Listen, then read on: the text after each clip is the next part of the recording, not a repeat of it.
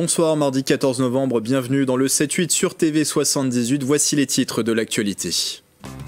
Le projet est dans les cartons depuis plusieurs années, relier les routes départementales 30 et 190 entre Achères et Triel-sur-Seine, avec notamment la création d'un pont enjambant la Seine. Le pont d'Achères, c'est le nom de cette nouvelle voie, permettrait de désengorger le trafic dans le secteur, selon le département des Yvelines. De l'autre côté, des opposants dénoncent des nuisances pour les riverains et des conséquences néfastes pour les espaces naturels. Ils étaient plus de 700 à se mobiliser le week-end dernier.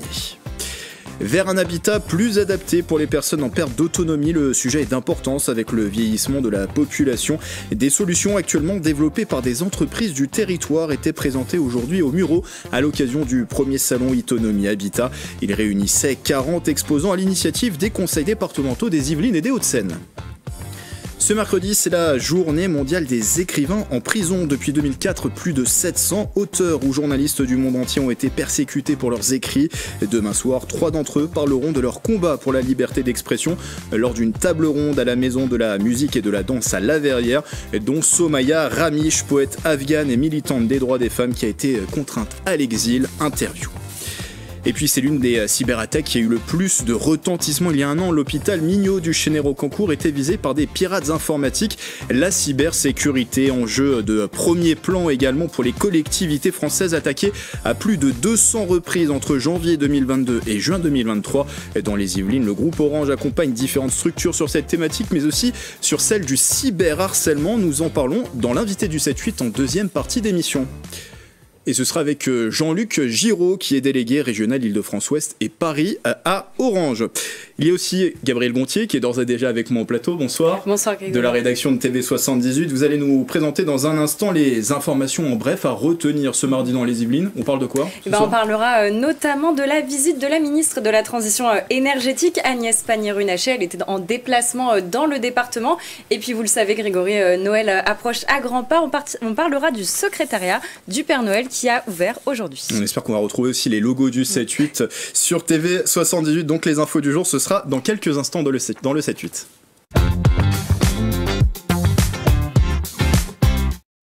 Désengorger le secteur du pont de Poissy aux heures de pointe, un impératif pour le conseil départemental des Yvelines. Le projet d'A104 bis, plus connu sous le nom de pont d'Achères, doit enjamber la Seine, mais certains riverains et certaines associations dénoncent les potentielles conséquences de la création de cette voirie. Les explications dans ce sujet de Régine Rallèche et de Julien Leroy. C'est un projet vieux de plus de 40 ans. Le pont d'Achères, porté par le département des Yvelines, est prévu pour 2027.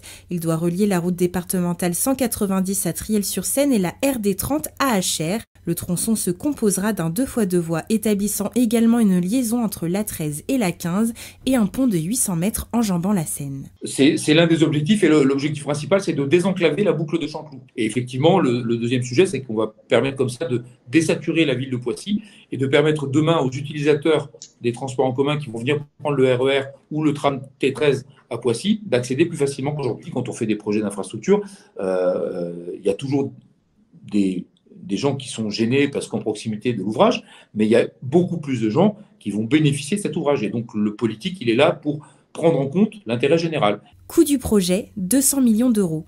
Une phase préparatoire et des travaux de déboisement ont d'ores et déjà commencé, mais ce projet est loin de faire l'unanimité. Une marche était organisée ce dimanche 12 novembre pour dénoncer le projet routier.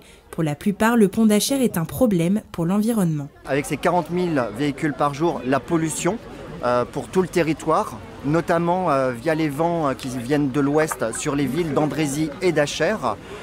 C'est 14% de plus d'émissions de gaz à effet de serre avec ce projet par rapport à une situation sans projet.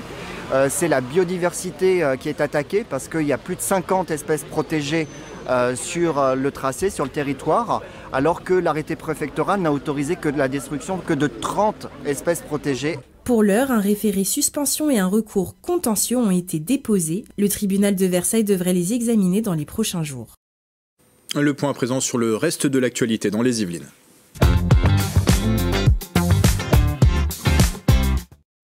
Et c'est avec vous, Gabriel. On commence avec une visite ministérielle, ministre de la Transition énergétique qui était aujourd'hui à Trappes. Oui, vous l'avez dit, la ministre Agnès Pannier-Runacher s'est rendue à Trappes pour l'inauguration de l'usine pilote d'Eramet. Cette usine est destinée à tester le recyclage de batteries de véhicules électriques. Une étape avant de lancer la construction d'une usine à plus grande échelle à Dunkerque. Aujourd'hui, l'entreprise en partenariat avec le groupe Suez est un leader européen dans les secteurs miniers et métallurgiques. Pendant sa visite, la ministre a pu rencontrer les salariés. Elle a notamment réaffirmé l'importance de développer l'indépendance stratégique et énergétique de l'industrie française ainsi que son approvisionnement dans une démarche responsable. On l'écoute. L'enjeu, c'est notre planification écologique et la manière dont nous allons développer des solutions de mobilité électrique sur le territoire, des solutions qui soient à la portée des Français et qui permettent aussi de créer des emplois en France, de créer de la richesse en France et de réindustrialiser notre pays tout en renforçant notre indépendance énergétique et notre souveraineté économique. Bon, un autre dossier où la France souhaite s'améliorer, le niveau scolaire de nos écoliers. Les derniers résultats sont plutôt encourageants en Île-de-France. Oui, vous le savez peut-être, depuis 2017, les nouveaux entrants en 6e sont soumis à une série de tests au programme du français, mais aussi des mathématiques. Le but, avoir une idée du niveau de nos écoliers. Les résultats de ces évaluations ont été révélés par nos confrères du Parisien. Et devinez quoi, Grégory, les élèves de l'Académie de Versailles ont obtenu de bons résultats, se hissant au-dessus de la moyenne nationale. Alors pour vous donner quelques chiffres, entre 2017 et 2023, l'Académie de Versailles enregistre une hausse de 6 points en français et de 4,5 points en mathématiques. L'Académie de Versailles se classe donc 2e nationale en français et 7e en mathématiques. On voulait revenir à présent sur un événement qui est gravé dans la mémoire de nos sapeurs-pompiers yvelinois. Oui, tout à fait. Souvenez-vous, en février 2023, 2 séismes frappent la Turquie et la Syrie. Face à l'ampleur des dégâts, les autorités turques font appel à l'aide internationale. Parmi les 65 sapeurs-pompiers franciliens mobilisés, 13 sont issus des casernes yvelinoises. Hier, les sapeurs-pompiers du département ont posté une vidéo recueillant les témoignages de ces hommes et de ces femmes pour qui cette opération, je cite, est gravée à jamais dans la mémoire. On écoute un extrait de leur témoignage. Je prends connaissance qu'il y a un séisme en arrivant à la caserne. Parce qu'on me pose la question, on me dit t'es au courant qu'il y a un séisme et peut-être qu'il y aurait des équipes éventuelles. Donc voilà, je l'apprends comme ça par hasard. On charge du matos et on part quoi. Et donc on prend un bus pour aller effectivement sur Kahramanmaraş. Donc on descend avec le chef de la rescue, le Church et puis moi pour aller faire une première reconnaissance. Et en fait là c'est compliqué parce qu'on est happé par tout le monde. On est tiré de droite et de gauche, on essaye de rester le trinôme pour pas qu'on se disperse. En fait, ça crie partout, ça cherche à nous emmener partout. Et ces gens qui pleurent et qui nous tirent pour qu'on cherche à aller aider leur famille, ça glace un peu le sang. Et vous pouvez retrouver leur témoignage et la vidéo en intégralité sur la chaîne YouTube des sapeurs-pompiers des Yvelines. On termine, Gabriel, avec une actualité plus légère mais non pas moins sérieuse. Le secrétariat du Père Noël est ouvert.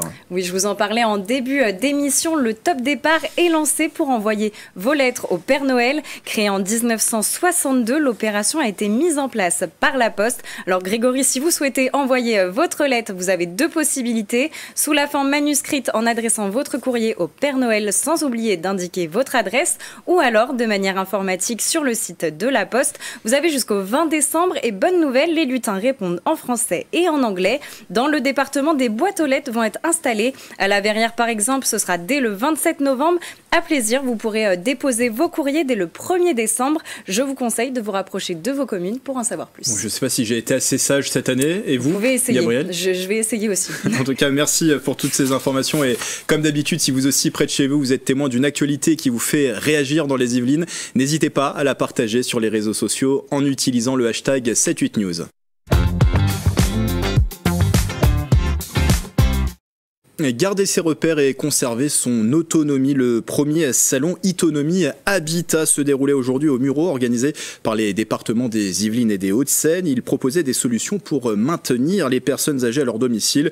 Innovation, service ou encore financement. Un enjeu de taille dans les Yvelines qui comptera 450 000 personnes de plus de 60 ans en 2050 contre 310 000 aujourd'hui. Le reportage de Julien Leroy. Au moment où elle sera fatiguée, elle va avoir la possibilité de transformer son rollator, en fauteuil roulant. Pour une maison plus inclusive, la première édition du salon Itonomie Habitat se tenait ce mardi 14 novembre à l'Oxygène Factory des Mureaux. Services, aides techniques ou financières, plus de 40 exposants présentaient des solutions pour un logement plus accessible pour les personnes âgées. Vieillir à domicile, c'est mieux vieillir. On voit du monde, on est plus actif et c'est un des maillons de notre nouvelle politique du département des Yvelines et des Hauts-de-Seine avec au travers de l'agence Autonomie, privilégier le bien vieillir à domicile au détriment de la règle qui voulait qu'on aille vieillir en EHPAD. En France, 90% des personnes âgées préfèrent adapter leur logement plutôt qu'intégrer une maison de retraite selon une enquête. Dispositif monte-escalier ou coussin releveur. Basé à Trappes, la société Axol propose du matériel d'accessibilité comme cette rampe destinée aux particuliers. On peut le laisser en place toute la journée, c'est-à-dire que la seule chose qu'on a à faire, c'est relever le volet pour fermer la baie vitrée. On n'est pas obligé de démonter l'ensemble. Comptez environ 700 € pour cet équipement facilitant les déplacements du fauteuil vers les terrasses ou les balcons. Des innovations qui ont un coût mais elles sont éligibles à des soutiens du gouvernement.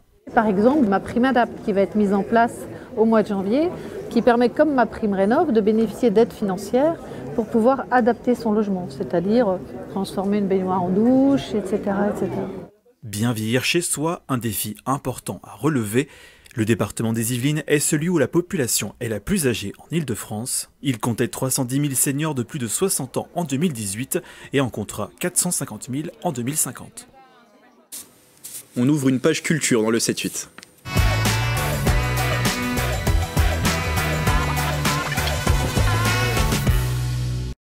Demain, c'est la journée mondiale des écrivains en prison, un événement où la liberté d'expression sera au cœur des débats. À cette occasion, une table ronde est proposée par le réseau des médiathèques de Saint-Quentin en Yvelines à La Verrière. 3 auteurs seront présents, Philomé Robert, journaliste haïtien, Masbas, auteur-compositeur congolais, ainsi que la poète afghane Somaya Ramish.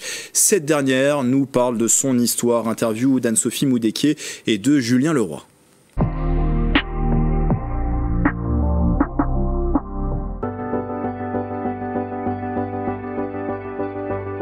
This is Somaya Ramish. I'm a poet and writer, woman activist from Afghanistan.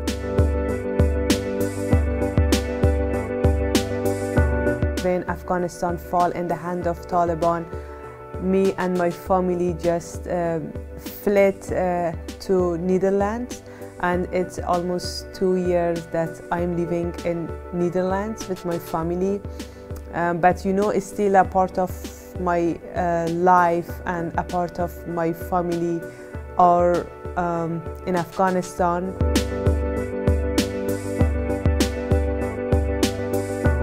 The history is starting from the moment that Taliban just banned writing poetry in Afghanistan. Then I published a call to all the poets around the world that please write a poem to solidarity with the people of Afghanistan and against the censorship and suppression in Afghanistan, because you know Afghanistan is the only country that all kinds of art are banned by Taliban.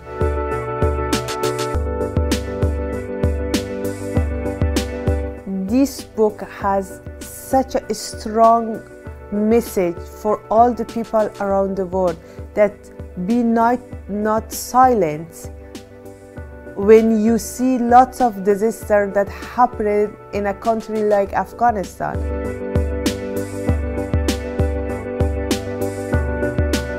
When in Afghanistan in 2023, 15th of January, Taliban banned poetry for poets, and also before that they banned all kind of art in Afghanistan.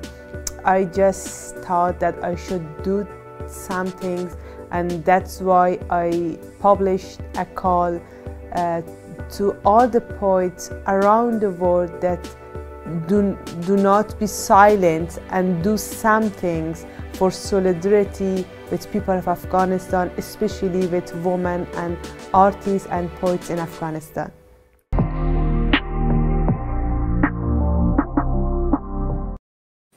Comme tous les mardis, une salle du territoire vous donne 3 raisons d'aller voir sa prochaine date. Ce soir, la ferme du Manet à Montigny. Le Bretonneux nous parle du concert de Ben l'Oncle Soul. Pour vous convaincre, José Cachin au micro de Mathilde Franco. Bonjour, José Cachin, je me présente, je suis maire adjoint délégué à la culture et l'événementiel à Montigny-le-Bretonneux. Et si je suis devant vous, c'est simplement pour vous donner 3 bonnes raisons d'aller assister au concert de Ben l'Oncle Soul.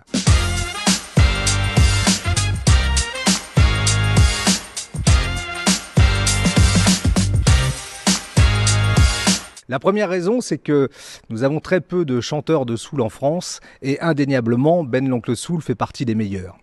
La seconde raison, c'est qu'il viendra, dans le cadre de son concert, nous présenter son dernier album et c'est véritablement l'album de la maturité. Et enfin, Ben l'Oncle Soul, c'est l'assurance de passer une soirée rassurante, apaisée, spirituelle et dansante. Et ça, on en a bien besoin en ce moment. Could it be you I hold inside? Could it be you that covers my way? Oh yeah.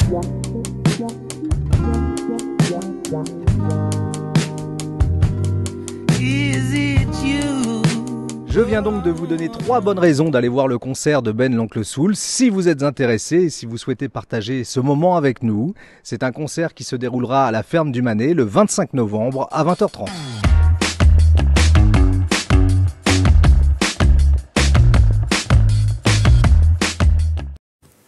Et puis ces images de concert, le rappeur ignimontain Curta se produisait sur la scène de la Fabrique vendredi dernier à Bois d'Arcy. Un événement à guichet fermé, 300 personnes ont fait le déplacement pour ce dernier concert de l'artiste comme indépendant. Curta va rejoindre officiellement un label musical d'ici la fin de l'année. L'Yvelinois a interprété ses principaux titres dont Petit où il revient sur son parcours personnel. Regardez cet extrait. Petit, tu ne seras pas un enfant du populaire. Tu baigneras dans l'océan d'échecs scolaires. Très peu d'entre eux te tendront vraiment la main. Tant pis, tu te rattacheras très vite à l'écriture. Tu trouveras un surnom en signature.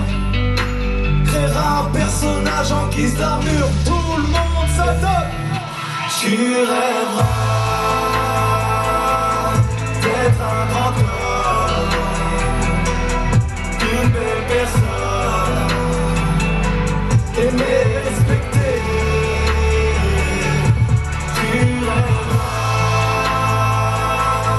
d'être un grand artiste, devant milliers d'artistes, d'être vu et écouté. Et pour ce concert, nous avons suivi Curta sur scène et en backstage pendant plusieurs heures, un numéro d'une journée avec qui vous sera proposé très prochainement sur TV 78. Juste avant l'invité du 7-8, coup d'œil aux prévisions météo de demain.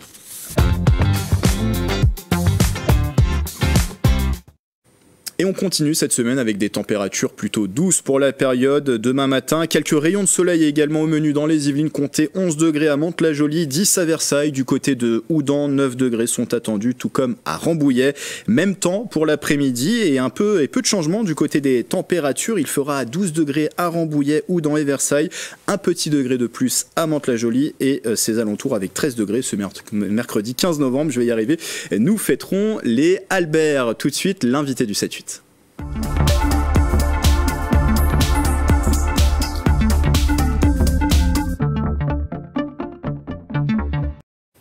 Et notre invité, c'est Jean-Luc Giraud. Bonsoir. Bonsoir. Alors, vous êtes le délégué régional Île-de-France-Ouest et Paris pour le groupe Orange. Et avec vous, on va parler de 2 sujets sur lesquels le groupe est justement engagé. La cybersécurité et le cyberharcèlement. Des sujets qui sont régulièrement au cœur de l'actualité dernièrement. Vous êtes engagé auprès de collectivités, d'entreprises, de clubs de sport et même auprès de particuliers. On aura l'occasion d'en parler. Tout d'abord, une première question. Est-ce que les risques cyber, parce qu'on parle beaucoup de risques cyber, sont en forte progression ces dernières années? Oui, c'est en forte progression et surtout aujourd'hui, autant les gens se posaient des questions de savoir s'ils allaient ou pas être attaqués. Aujourd'hui, non. Vous allez être attaqué. La grande question, c'est est-ce que vous êtes bien protégé? Est-ce que vous êtes bien en position de pouvoir restaurer vos données et rouvrir vite en termes de continuité de service sur le sujet? Donc oui, il faut bien se préparer aujourd'hui et c'est pour ça que Orange Cyberdéfense a des offres pour les individus, les pros, les PME, les entreprises. Alors sur la cybersécurité, justement, 2 chiffres à donner.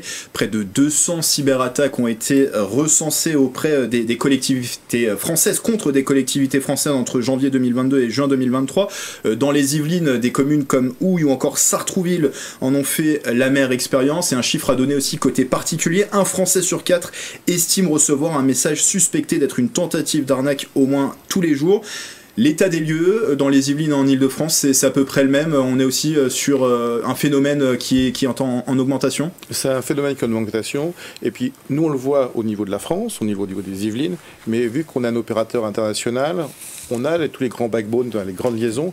Et donc, on s'aperçoit et on suit tous les virus qui passent, et donc on les voit monter en puissance, ce qui permet de préparer nos entreprises et de manière qu'Orange Cyberdéfense puisse apporter des bonnes protections sur la protection des données auprès des entreprises. C'est important pour Orange. On veut absolument que les gens vivent bien le digital. Donc pour bien vivre le digital, il faut que vous soyez sentiez protégés et pas vous sentir, comme vous dites, menacé par des mails. 1 Français sur 4, c'est quand même beaucoup. Donc voilà, c'est des choses qu'on essaye de réduire.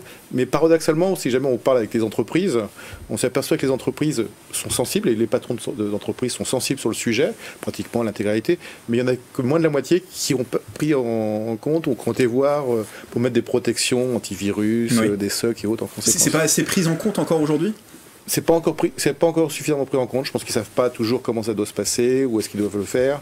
C'est quand même un petit investissement, mais bon, c'est un antivirus pour quelqu'un, c'est la moitié du prix d'une pizza. Donc voilà, il faut savoir relativiser parce que on regarde à peu près sur quand vous avez une entreprise qui a été attaquée, dans 60% des cas, dans les 6 mois, elle a mis la clé sous la porte. Oui, elles sont très fragiles si elles font face à ce genre de cyberattaque. Gabriel, vous aviez une question. Vous parliez des entreprises, il y a aussi beaucoup de particuliers qui sont attaqués. Qu'est-ce que cherchent les cyberattaqueurs ?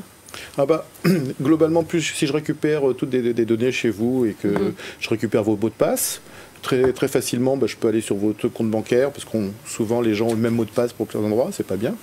Les jeunes se sentent super attaqués, mais c'est eux qui sont les plus faibles sur les mots de passe et sur la protection de leurs données, alors que les gens plus âgés, qui sont moins sensibles, ont des pourcentages, on le voit dans la population, plus importants. Entre 80% sont couverts avec des mots de passe qui peuvent changer avec des antivirus, alors que les jeunes sont plutôt autour de 40%.